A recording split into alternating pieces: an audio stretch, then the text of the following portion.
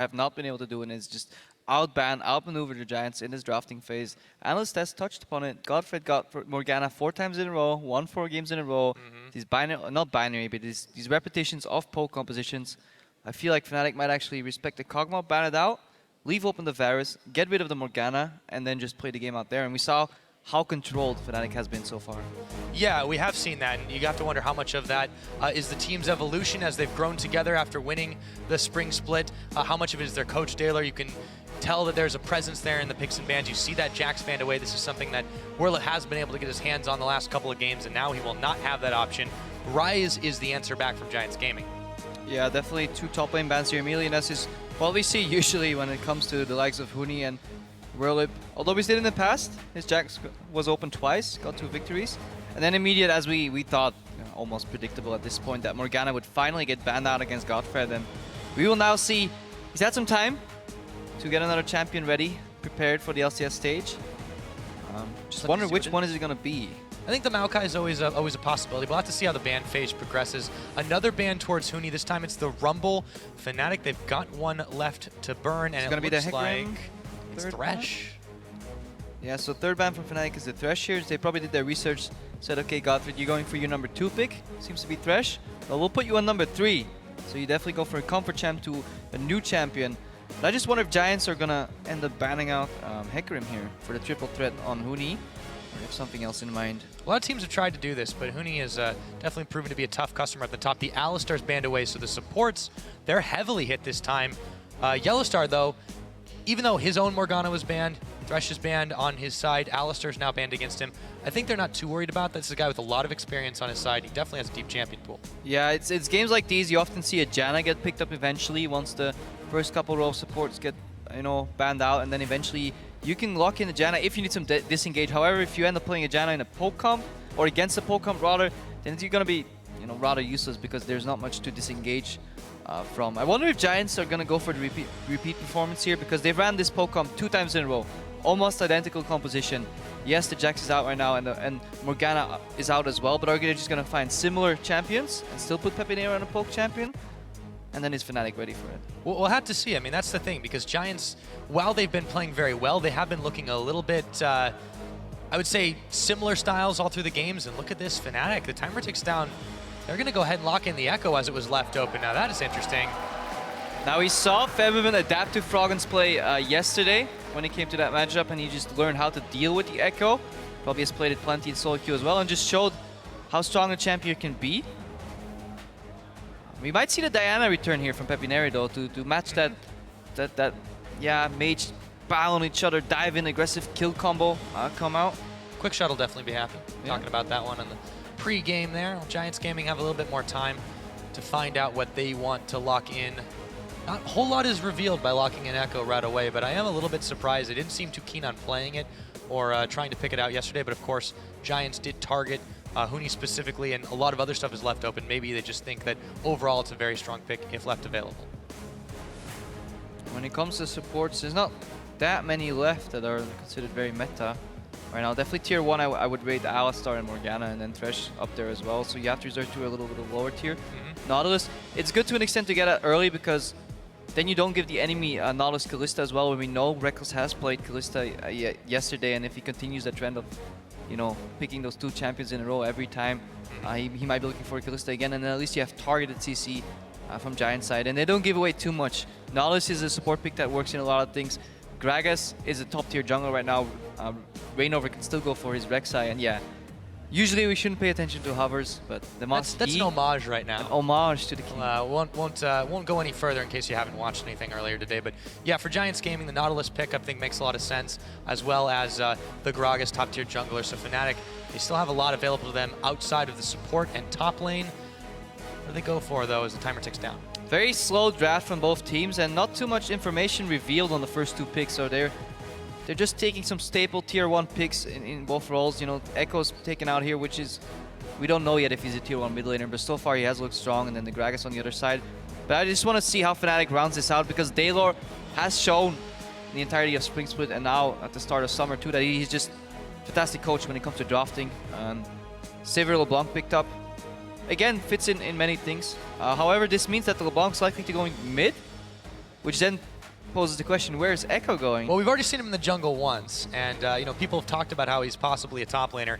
We'll see if that's something Huni's practice he wants to do, but there's still some time on the clock. This has Huni written all over it, though. This high mobility type of champion where you can become unpredictable in what you do, zone control, moving around the map, adding a teleport to that. He can teleport, get somebody dead in 3 seconds, and then ulti back to his lane. And then he can just travel back 4 seconds so no one even knows. Or rather, before he even misses any farm. Yeah, exactly. That's perfect. Go back to his lane with the ultimate. Well, you know, I'm really looking forward to that. I hope that actually ends up being what it is. So, with the way it's locked in right now, Giants have got ahead and gone Lulu and Lucian. So, Audrey opts not to go for the Ezreal in this case. Obviously, it's a little bit different of a comp already. And Fnatic have 2 more of their final pickups. I want to see what they round this comp out with. So this is the Lulu mid, which is what people usually pick into a LeBlanc to neutralize the laning phase. When she dashes in as well, you can pop the ulti, you can hex her. You can somewhat deal with the LeBlanc. If you ulti yourself while she distortions forward, you knock her up and you cancel the damage she does on you. If you hex her, then eventually, you know, you can target her down in fights and prevent her from jumping back. But how does this affect Giants' overall damage output? Lulu is not necessarily that bully she used to be. Yeah, early in the mid game, Lulu relies out on her base damages, but as the game progresses, very often you'll see Lulu use her shield for herself, so that takes away one of the damage instances, and Pepinero, we'll get to that later. Pepinero has been the main carry for Giants, but recently we've seen this resurgence of Whirlup doing more damage, of Audrey carrying harder, and it seems that Giants seems to be okay with not putting Peppy in the main carry role here and relying on the top laner and the AD carry to do more of the damage and bring more utility in that mid lane. And that's the way it's trended the last few games for Giants. Audrey has output more damage than Pepinero, and it sees a shift, an evolution of this Giant squad. They'll certainly need it against Fnatic now, who've rounded out their comp. Reignover's gone to a comfortable choice in the Rek'Sai, and Yellowstar picks up an old favorite that we've seen bounce back and forth is Leona. Yeah, they add 2 tanks to the mix, Rek'Sai in the front line, and then some targeted lockdown from Leona that they can use to get these targets down on the Giants lineup. However, any targets that's going to be heavily focused will obviously receive that Lulu ulti, that Lulu shield, and some peel from both Nautilus and Gragas, so it won't be that easy to burst. But I just love Sivir as a champion, and I think a team like Fnatic, they're one of the teams in the European LCS, alongside with maybe Origin, that can get the most out of that champion. She's a utility-based AD carry. You just get her through the laning phase, and then you group for objectives, and you use that mobility to your advantage. Together with Reignover on Rek'Sai as well, he can then go in deep into the fight and knock people up, and it's a good synergy here. And I just want to watch what Febiven does as well. Is he going to go for the carries? Is he going to, you know, try and just CC down the front line? What is Fnatic's approach going to be against his quite tanky, almost low damage lineup from Giants Gaming? Yeah, and that, speaking of tanks, but also some early bruiser reaction, I want to take you up top a little bit as the timer ticks down here to postulate a little bit on this Echo and Renekton matchup. Renekton is one of those champions that Whirlup tried to use a little bit more when he was trying to find his post-Jax identity in the spring. What do you make of that matchup? Well, now Renekton is always good at dueling in melee range, so Echo is very nimble, very swift, wants to dash around, stun somebody, but if he actually goes in and tries to connect some blows on Renekton, then he can use his W, you know, stun down Echo. If Echo tries to run away with that movement speed that he gets from Z-Drive Resonance, then at least you have Slice and Dice to follow Echo in that sense. However, Renekton is very slow, scales very slowly into the mid to late game. I mean, just he falls off at one point. There's something interesting going on this game. We thought that was going to be a for sure swap, but we've got ourselves... We've missed something here, Pyra. A Lucian for Pepinero. Maybe we called it a little too early. Well, that might affect some votes right now. Speaking of which, FNC win, GIA win. You guys know the hashtags, but we are already on the Rift for the start of day 2 of week 3. I knew the Spanish loved their sangria, but they like themselves some cheese as well. We see Audrey here with the Lulu.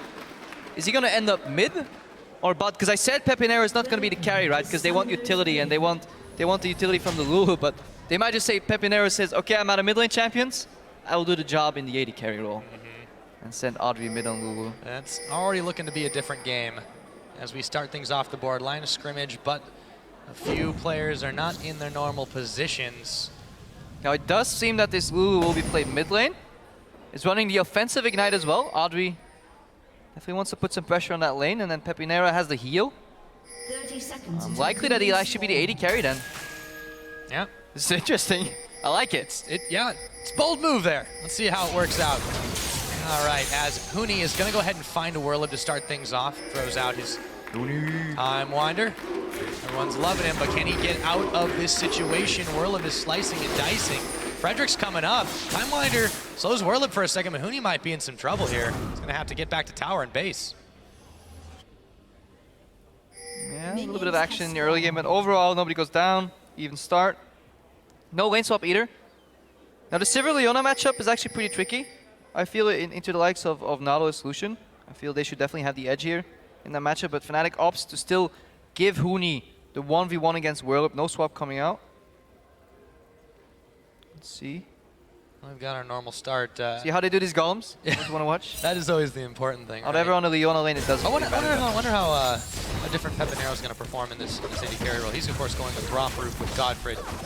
Now, on a lane where you have very little AoE and only a reset from the Leona on the auto attack, it is okay to take down that small golem first and stay a little more healthy. Because you're very likely to get pushed in by Nautilus and Lucian, because even though Sivir has great wave clear and push, level 1 with that bouncing blades right there, Nautilus' E, Riptide, is on like a 5.5 second cooldown base, or 6 seconds, something like that, and it just clears wave way quicker than Leona can do. All she has for wave clear is 2 relic stacks, and that's not enough, so we'll see that wave very likely push towards Fnatic. Very likely indeed. So, things have gotten off to a nice and easy start. I'm interested to see where the two junglers go. Rainover can definitely put a lot of pressure on early game. So can Frederick. See how they utilize it though. Pepinero showing some hesitance here. Maybe not used to laning bot. I feel like they could have definitely forced the push there. They might feel safer on the sanctity of their own tower though, but this opens up Yellowstar to get a bit of a deep ward and find out where Frederick started and possibly find Frederick. This gives Rainover some more information, and Rainover always works well with information. He's such a smart jungler. Always knows where to be, whether to shadow his lanes, basically wait in the wings for the counter gank, or go aggressive and get that gank. And I don't like the Fnatic gets to push his bot lane in, because that's exactly what Sivir wants to do. Yes, you remove the offensive potential from Ileana, because obviously she can't dive in under tower, but she masters her weakness, which is that she's a melee support. With very binary all-in engage, but here Whirlib. Yep, speaking of all-in, Whirlib's going to go get the jump off on Huni so far. The Big Croc is trading quite well. He's got to be careful though. Time Winder came out of flying and Huni's able to push him back. But yeah, back to your point about Rainover, as he's starting to come up here, Whirlib could be in some trouble. He does always seem to know where to be, the right place at the right time. Sends the Prey Seeker. Whirlib looks to try and pick a kill. A flash for flash. Whirlib is going to go for a dash, and Rainover still behind him. Huni smacks the Croc with the bat. And good first blood. flash by Huni, getting out alive here. He received Frederick posturing for the return gank, but Fevim's not going to fall for it. And Renekton is such an early game top laner. He needs to start that snowball to get fed and actually keep the edge damage-wise over Huni. This kill is big. Probably the biggest kill you could have in the game right now. In any lane, if you could have one matchup, get one kill ahead, I definitely think Huni is the one you want to get ahead, because he was getting zoned in CS. He was getting pressured. He baited the crocodile. Now he's got himself a nice new pair of croc skin boots. Frederick goes for a bit of a Krug steal, gets out of it, but Yellowstar was able to spot him on the retreat, so they know exactly where that fat man is. Reckless and Pepinero duking it out to the bottom farm-wise. Yeah, Fnatic on the top of the game. We see double pings come out, so Godfred spotted.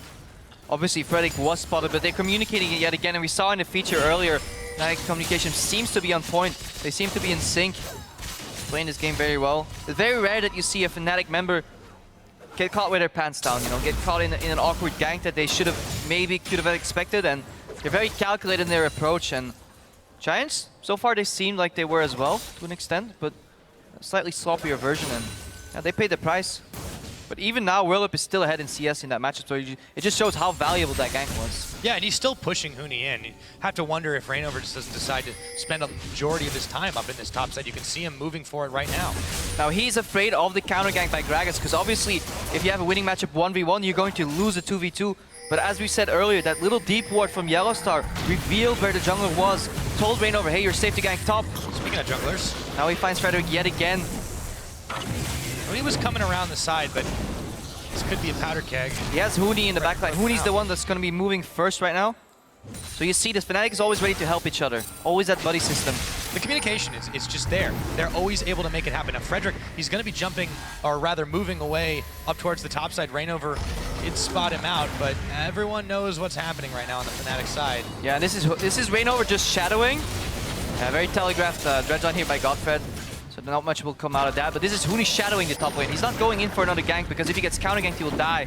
Just wants to find Gragas. Uh-oh, Reignover could be in trouble with the flash. Frederick will be able to solo down the Rex side. A little overzealous there. Imagine he started to go. Good move by Frederick, good read to punish Reignover, because if you want to get to Huni, you probably want to take out Reignover first, then get Huni down, because he will always be waiting in the wings. Robe still has a bit of a lead here. Yep, he is going to throw down his W. Werlib couldn't really get out in time. The parallel convergence made sure of that. Frederick now turns his attention towards the middle. Febivin low on mana. Be in some trouble, baited by the low health Audrey, but he's got the spot on. In comes the belly slam. Febivin, can he get away? He's got his dash, and he will start his back, but unfortunately he's past the spot before that happens. He's safe though. And Febivin holding that gap closer to the latest moment. He wanted Audrey to flash in and then maybe make a cheeky play with flashing forward himself, igniting Audrey, getting a kill, getting out that way. He could have dashed out earlier, so he was definitely setting up a bait. He knew Gragas didn't have enough damage to take him down on alone, and he had the flash ready to dodge any of Audrey's damage right there. Yellowstar coming up for signature roam right now. Just kind of stopping the back. Yeah, and this is, well, it may look like not much. It delays the back timers by 2 people, by at least a full back channel, which is around 8 seconds. Again, more tempo for Fnatic. They can make the next move first now and just keep that tempo rolling. Yeah, grabs those little tiny edges that Fnatic thrives on. They turn them into big things. This is a team that will make you make mistakes, and then they will punish you for them. Yeah, and how is Pepinero going to do in the AD carry role? He formerly was a bit of an AD carry himself, but is he going to have that same impact in the game? Obviously, AD carry role is vastly different to mid laners, vastly different to the mid laners that Pepinero has played. Yes, maybe he played a Varus once, but he serves a different role in the fights, right? His initial poke to set up these fights is vastly different compared to being the main damage dealer in these fights, dashing forward, having to deal with these tanks. Poke and clutch fighting, very different. He's going to phase dive in. Werlib is going to jump on in.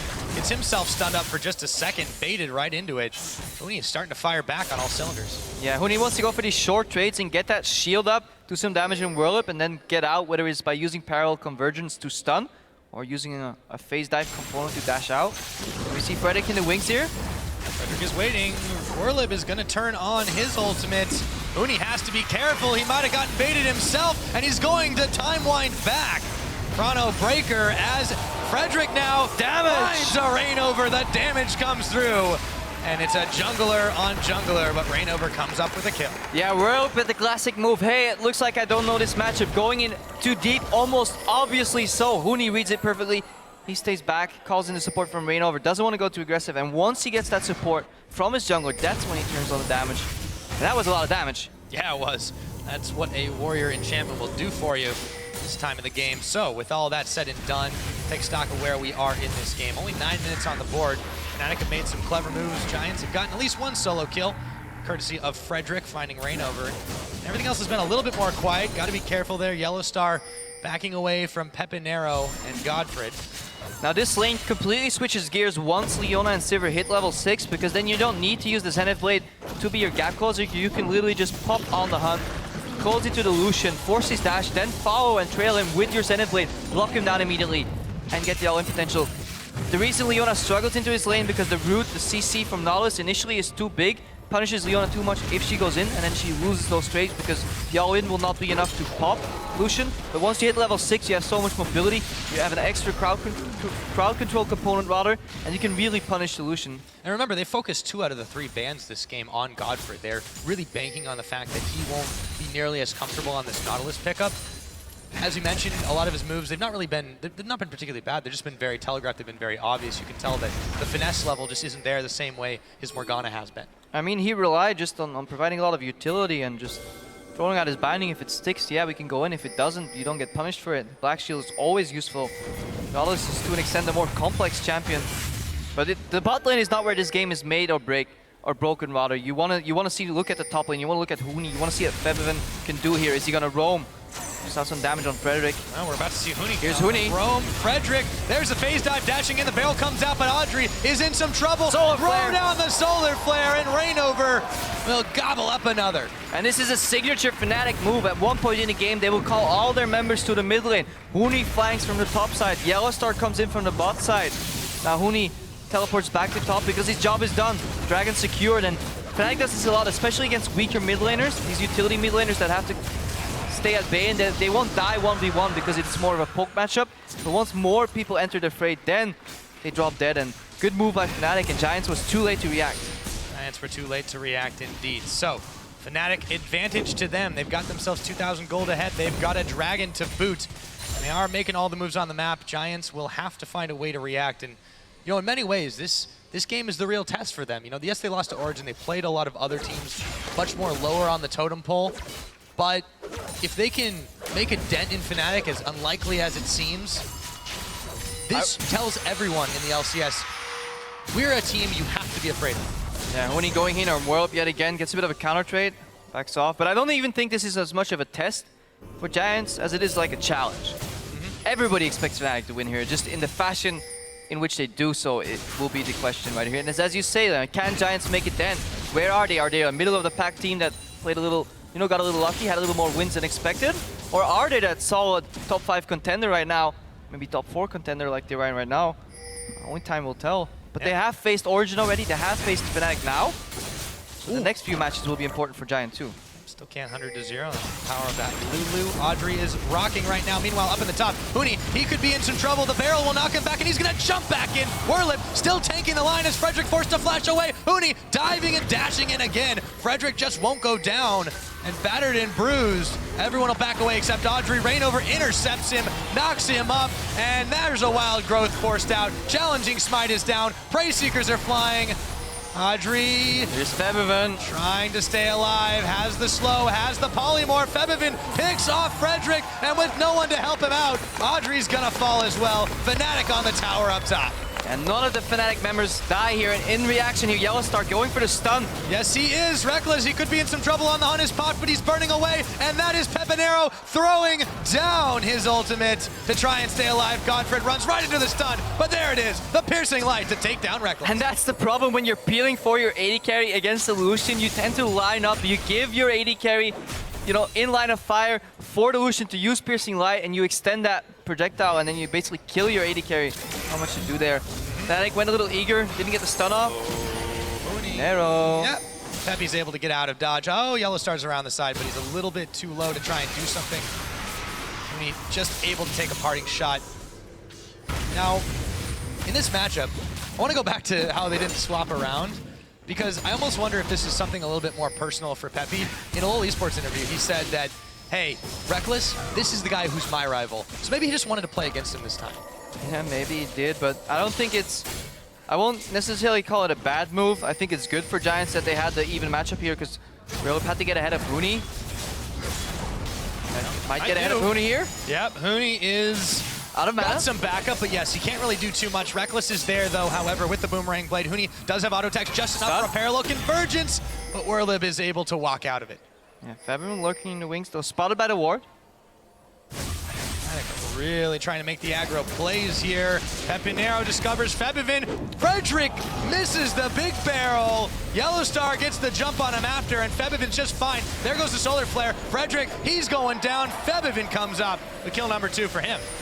Yeah, what Frederick tried to do there was predict the distortion from Febiven and knock him back immediately, but he threw his barrel too early. Simple as that.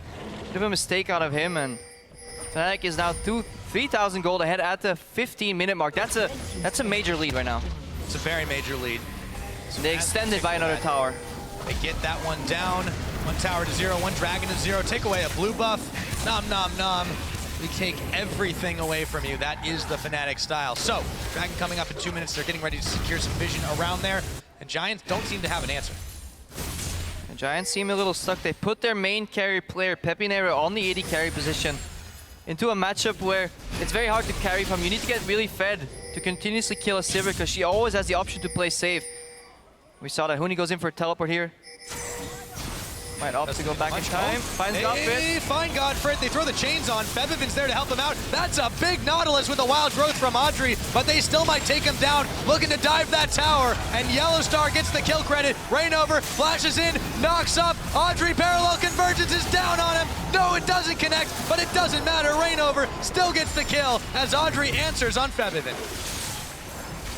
Fnatic almost just toying with their food right here. Reckless going in for yet another kill, and Rainover, he always knows when he can dive. Huni A little too deep. He needs to go back 30 seconds in time to escape that one, but Fnatic a little audacious, a little overzealous, one could almost argue, but they're not afraid to take these risks right now to snowball that game because they know they have that nice little buffer of 4,000 gold, and it's definitely a comfortable position to be in. But yeah, we saw on the bot lane, to go back on that point I was making, as Pepinero dashes in here. The only kill he really got was a punish on a bit of a misplay, all-in engage from Reckless and Yellowstar's side, so it's hard for him to carry in this lane if Sivir plays safe. It's incredibly hard to punish a Sivir lane, so when you pick Sivir as one team, you tell your teammates, hey, it's up to my carries to farm, but also you tell the enemy team, hey, even if you gank me, I will still bring utility, so the action shies away from the bot lane, and if you have your main carry player for Giants stuck in that bot lane, unable to snowball, unable to carry, improving difficult. They put all their eggs in the Crocodile Whirlwind basket, but good read by Reignover. Following up on that ward in the early game, they spotted Fnatic. Reignover reacted by going top, got that first kill in those very first rough few levels in the Echo Renekton matchup. Yes, indeed he did. So, Fnatic in prime position to once again take over the Dragon Pit. It's not yet 18 minutes on the clock. Frederick zoned away by Reignover. And by the way, Reignover has just had a hell of a game already. 5-1 and 2 to start this off. He's been pretty much all over the map where he needs to be. Rek'Sai, that's not as difficult as some other champions, but he's made very good use of it. You can tell that this is why this is such a comfortable pick for him. Yeah, out of all jungle champions that Reignover plays, I just like seeing him the most on his Rek'Sai because he's such a high-tempo jungler. He always has something in mind. He's always thinking 2 steps ahead. He's not just aimlessly wandering around the map, always with a purpose. Febiven going in though. Yep, and so is Huni. He'll phase dive for a kill. Why not? Pop Pepinero, and he goes down again. Or for the first time here, rather. And yeah, not looking good for Giants here. Tower on bot lane fell, tower middle falls now. They lost their AD carry, or their mid laner. You guys can choose what to call him. They have a scaling, or a slow scaling Crocodile in the top lane that got put behind. They have a bit of a tanky jungler, utility mid laner, and a tank support, so no damage come out of Giants. And Febiven, he wants more. And he does. The barrel is still not going to hit. It was just outside of the range, and in comes Huni as well. Timewinder in full combo. Huni. Oh man, that's just... Yeah, Fnatic is misjudging the weight on his barrels. One too short, one too far. Maybe the next one he hit right on the money, but... Oh, they need it soon. They need it soon. Well, they needed about 5 minutes ago. They are running out of time against this Echo, against this Rek'Sai as well, and Fnatic are doing just so phenomenally well across the map. But for Giants, what do they need to do to slow this pace? I mean, they need to stop the bleeding somehow, but they're bleeding a lot. Because if you look right now, it's 7,000, 6,000 gold ahead for Fnatic. If you remember 3 minutes ago, or 4 minutes ago, I was talking how it was a 3,000 gold lead. Fnatic's expanding their gold lead rapidly. Yeah. They are continuing to extend this lead over and over and over again. And this is one of those things Fnatic is so good at. We've seen the likes of Origin do the same thing. And these are why these teams have yet to lose a game. It looks the way things are going. Fnatic are eyeballing that 6-0 start here. Yeah, we're very well on our way to get a 6-0, 6-0 match of the week next week of Origin Fnatic. But let's not get too ahead of ourselves. We're still in this game. Giants, they want to find an opening. But look at the vision, and this is what Fnatic does when they get ahead in that mid game. Systematically moving up those lines of vision. We see wards at the Wolves. We see wards usually around the Wraiths to control. Those are the things you want to control. If you're out of objectives, but you don't quite yet want to push tier 2 towers, you steal away the possibility of the enemy smiting his own Wolves. So you rob him of a potential to get free vision. Then you smite away the Raptors too, and you deny them the possibility to clear the wards in your jungle. Then you take their buffs. Don't give them anything in return. There is still a ward Giants have, a couple of them scattered near and far around the map, but there's not a whole lot that Fnatic are really giving away here as they continue to shove Giants further in on the map. Yeah, and they can wait, you know, they have the luxury of time on their side because they have the better late game right now. Eventually they start upgrading these trinkets and sweep out all those wards that Giants managed to sneak in. And even if they, give up that time advantage, they can always rewind 4 seconds and try it over again. Exactly, they can. And Huni, let's take a look. If you're looking to play top lane Echo, guys, for whatever reason, you want to follow, and you want to follow in the footsteps of the mighty Huni, you want a lot of CDR. A lot of utility comes out of Echo, dashes around nimbly and swiftly.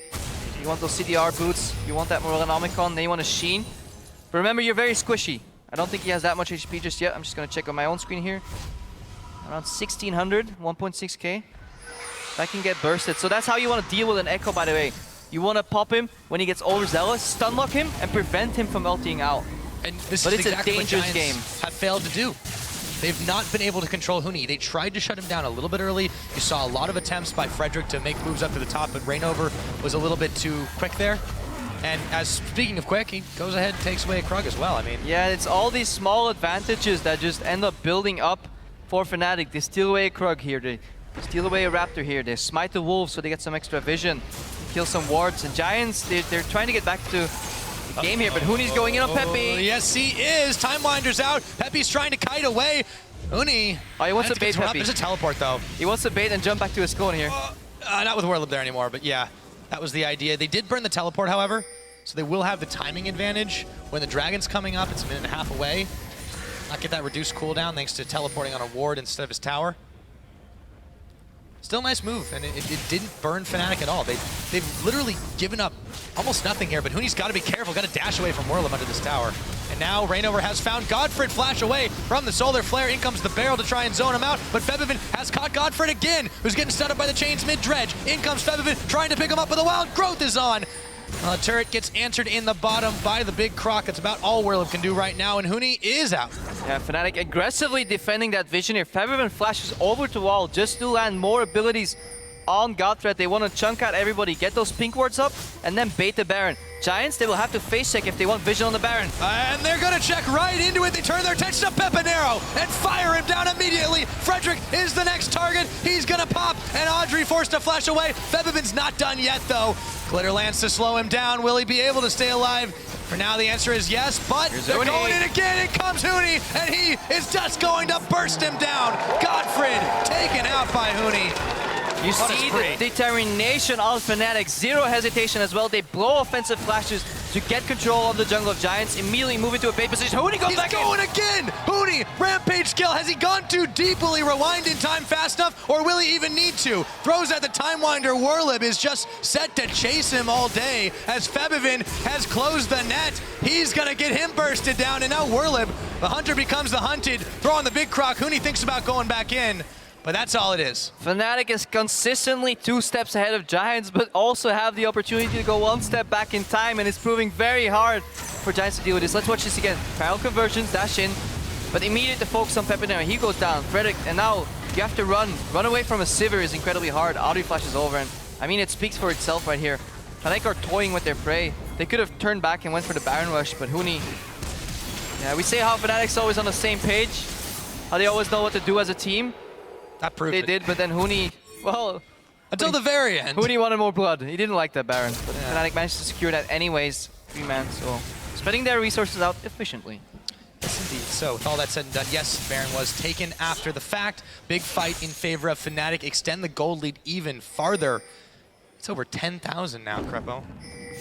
It's only 24 and a half minutes in. Fnatic's average game time has actually been quite long this split so far. We've seen no games really go under 36 minutes. They're 12 under that now, and they're already getting close to knocking on inhibitor turrets. Dragon now goes down. Huni, though, he might be in some trouble. Parallel convergence. There's the Solar Flare. That combo is so fantastic. Chrono Breaker. Reckless will pick off Warlib, and now Godfred running for his life as the rest of Fnatic look to converge on him.